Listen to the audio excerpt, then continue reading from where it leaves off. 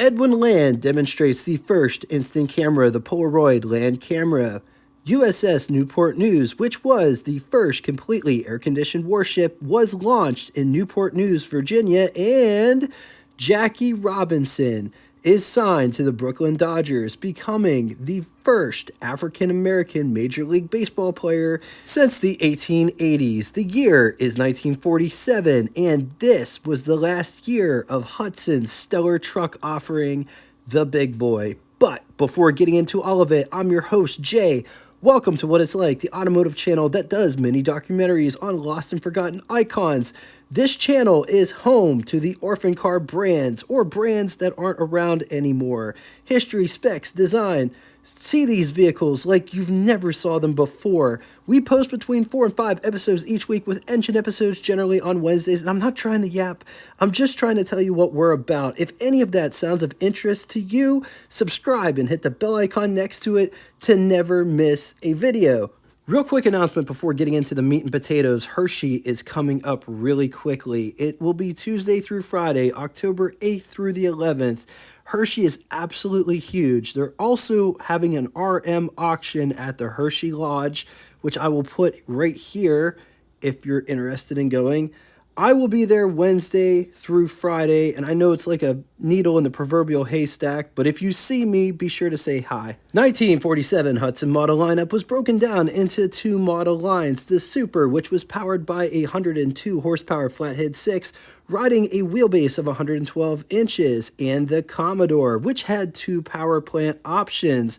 The same 102 horsepower 6, or you could get the 128 horsepower 8, riding a longer wheelbase of 121 inches. Hudson started offering trucks when they made their Dover truck line in 1929, which was based on the smaller Essex line and used Essex car chassis. Dover trucks were only available for a very small window in time, from 1929 to either 1930, 1931. Sources conflict on the ending date. Hudson would offer trucks afterwards from 1932 through 1938 under the Terraplane moniker. Terraplane would take the place of Essex in 1934, 1935-ish. Once again, sources kind of conflict. Hudson would drop the Terraplane altogether after 1938 model year, which would pave the way for the Hudson Big Boy. Hudson would offer the Big Boy from 1939 through 1947. It's worth pointing out that the Hudson Big Boy was built on a longer wheelbase chassis. It used the Super 6 motor, and the front section, hood, fenders, headlights, grills, bumpers were all from the Hudson Super 6. The cabin and the box were made specifically for the Big Boy. Not sure about the rear fenders, but it would even use the same dash as the Super 6. So a lot of the parts were interchangeable between the Super 6 and the Big Boy. The Big Boy was originally offered in two flavors, half-ton and three-quarter-ton configurations, but the half-ton configuration was dropped after World War II. And Hudson would get out of the truck business altogether in the U.S. market after 1947 model year. It's worth mentioning that Hudson did build Utes in foreign markets. Let's talk specs. It rides a wheelbase of 128 inches. It weighs around 3,500 pounds. Price, $1,522, which would be equivalent to you spending $23,350.60 in the year 2024. Box specs, 93 inches long, which is just shy of 8 feet. 48 inches wide, or 4 foot wide, 18 inches deep. Total 1947 Hudson production was 95,000 units. Moving on to engine, only one engine on offer for the Hudson Big Boy, 212 cubic inch displacement, flathead 6, 3.4 liters. It was good for 102 horsepower. At 4,000 RPM, 168 pound-feet, or 227 Newton meters, around 1,200 RPM, with a bore of 3 inches and a stroke of 5 inches. Compression is 6.5 to 1. This engine featured solid valve lifters as well as 3 main bearings. It was backed to a 3-speed manual transmission column shift. So before we take the tour, this truck belonged to American picker Mike Wolfe. and was his daily driver for a time. It was for sale at Motorcar Portfolio, but has recently been sold. With that said, they still have some epic cars like this 1967 Buick Electra 225, custom limited four-door hardtop, which was just featured on the channel. And get this car only has 372 miles, not 372 miles since rebuilt, 372 actual miles. Or this 1912 Buick Model 20, or this 1958 Edsel Pacer convertible, as well as many other cool cars. To see more pictures of these cars and to see all of the cars in their inventory, be sure to click the link below after the show. Let's talk styling on this absolutely gorgeous truck. Starting with the headlights. Just look at this bezel. Also notice all of the different layers going on.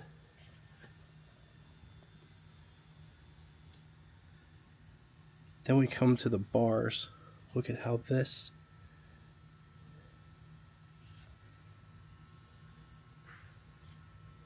I just love all of the lines sculpted into the sheet metal.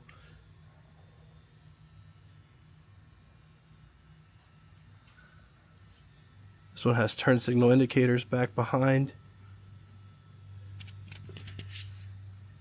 Also check out the negative space. This one has overriders and or bumperettes.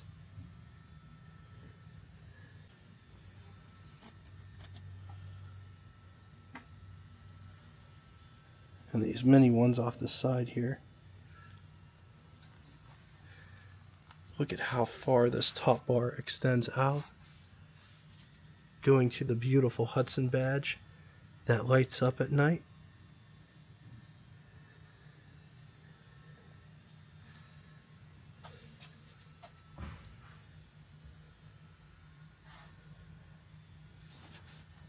Get this nose trim.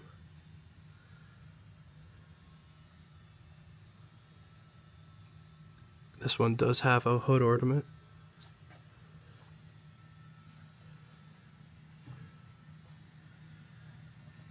And center line going back towards the split windshield.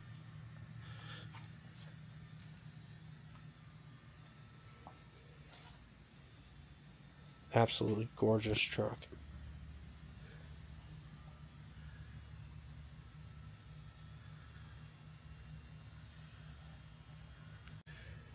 The fenders are rolled.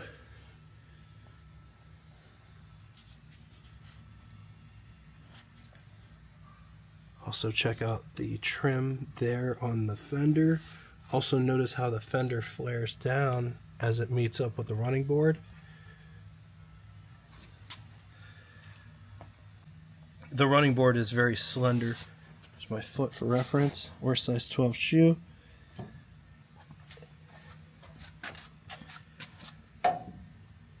And it's about the same size both places.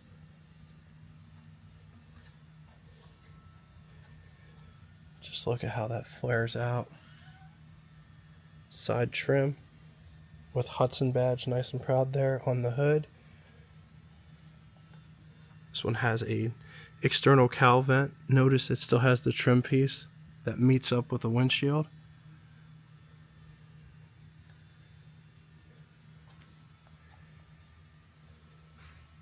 Side mirrors are mounted to the door itself. This one does not have drip rails, but it is flared out. Also notice how this roof comes to a point here in the center. Also notice how it's raked. Look at the window. Notice how it goes up. This trim here. I love the vent windows in this. It's really cool.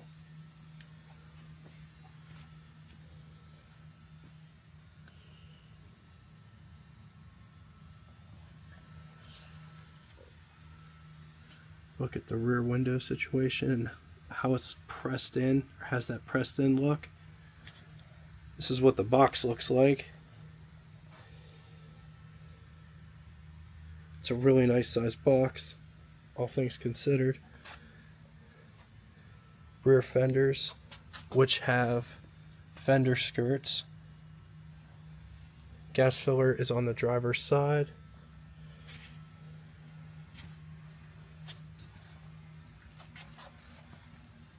This bumper looks to be aftermarket. I don't think that they had a bumper back here per se, as well as these brake lights look aftermarket as well. Hudson stamped into the tailgate.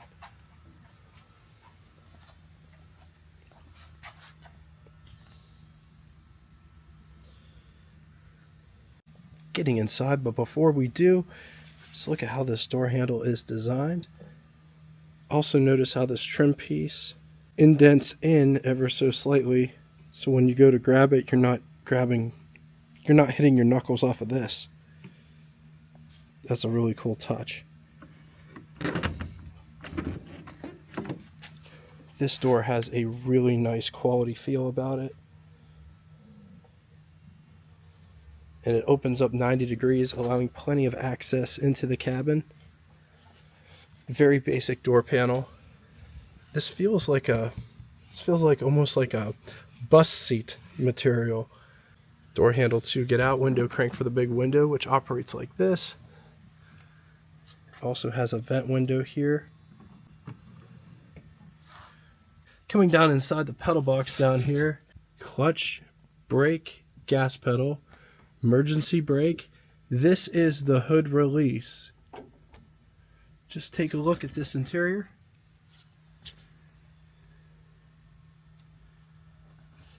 This is what over the hood looks like. This is what first person over the hood would look like. On to the button switches and knobs. Starting on the left and moving right, gasoline gauge, 100 mile per hour speedometer. Just below that is the odometer, coolant temperature, key, starter button, headlights, which is also a button.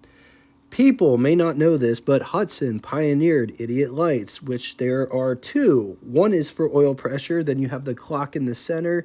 The other one is for the amp meter. Up above, there aren't any sun visors, nor a rear view mirror, but there is a dome light right here in the front. No sun visor over there as well. I absolutely love it in this truck. It doesn't feel claustrophobic at all. It has a very high roof. I'm 6'2", and I got tons of headroom. Don't feel claustrophobic at all in this truck. I have a 52 Chevy, and I'm trying to compare it to that. It's very comparable to that. I think the roof in this might even be a little bit bigger than that one. So much space. Who knew? This is for the windshield wipers. This is an ashtray, which is really nice. It's really nice in here. This is what your visibility would look like out the rear window from the front seat. It's not bad. It's actually pretty cozy in here. The thing I like the most is the steering wheel. It's pencil thin, and it looks almost sort of modern. On to the glove box test. Here is our test subject. Here is my hand for reference. Here is the glove box in question. Holy crap. I think that's the biggest glove box I have ever seen. You could fit... I mean, look at that. That camera is absolutely huge. It fits in there no problem at all and will shut. No problem at all. And you can lock it. And that is why I show these, because if you have stuff like that and you buy a vehicle like this and you don't want to lock it from the outside, because sometimes it's a pain to lock it from the outside, you can just leave it in there. Nobody will ever know.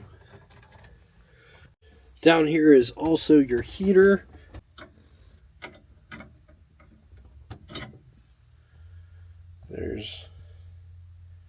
There's a cigarette lighter down here. Heater's probably controlled by this switch here. Looking for the cowl vent. Right here. Here's the cowl vent.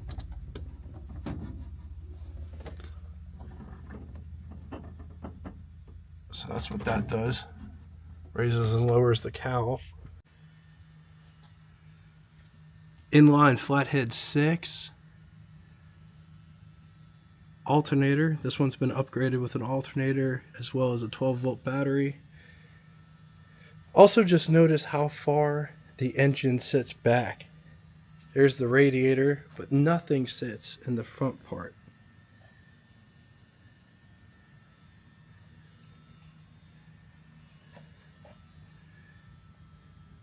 There's the starter.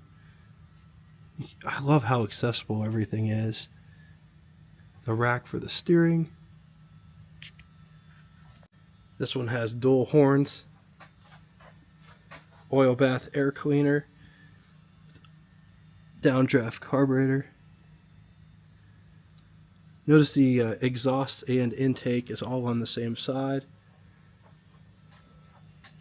So just check this out. This mechanism here clips onto this here.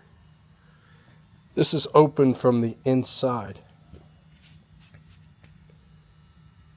Hudson was one of the first companies to offer the hood release in the inside. On the positive side, distinctive looks. It aged well. There is no mistaking it for anything other than a Hudson. And in my opinion, this is the second best looking truck ever made, behind the 1937 Studebaker Coupe Express, which was also a car-based truck just like this. I would drive this every day if it was mine. Great cabin, huge glove box, as well as pickup box, excellent engine access. Hood release is in the inside. Against it, honestly, there's nothing that I can think of that would be against it. But I will say this, Hudson's used a wet clutch. If you park it for an extended period of time, and this goes for all Hudsons with manual transmissions, be sure to get a stick and push the clutch down so the clutch and the pressure plate don't rust together. Fun tip. All right, now it's time for Would You Rather, and I'm just going to say this right up front. These are not fair, but which one would you rather have? And they might not be from the same era, but which one would you rather have? 1937 Studebaker Coupe Express or 1948 Hudson Big Boy or 1941 Willis pickup? I'm going to leave this here for a minute. If you need more time, feel free, pause the video. On to the second scenario, all Hudson Big Boy. Which one would you rather have? 1939 Hudson Big Boy or 1947 Hudson Big Boy or 1941 Hudson Big Boy. Once again, I'm going to leave this here for a minute. If you need more time, feel free, pause the video.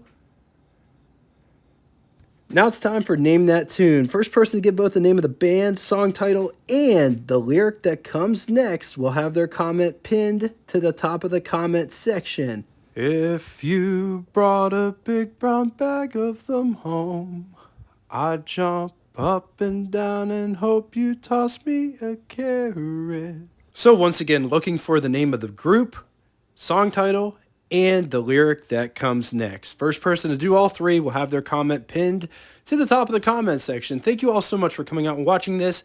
If you'd like to get in touch with me, shoot me a comment in the comment section below, or you could always send me an email at what_its_like@yahoo.com. Thanks again for everything that you guys bring in the comment section. I really dig the stories and the memories that you all share. Until next time, toodaloo! All right, welcome to the after show. This doesn't have any sound, just enjoy all of the design elements. If you want to add music, put whatever music you'd like to listen to in the background. Enjoy.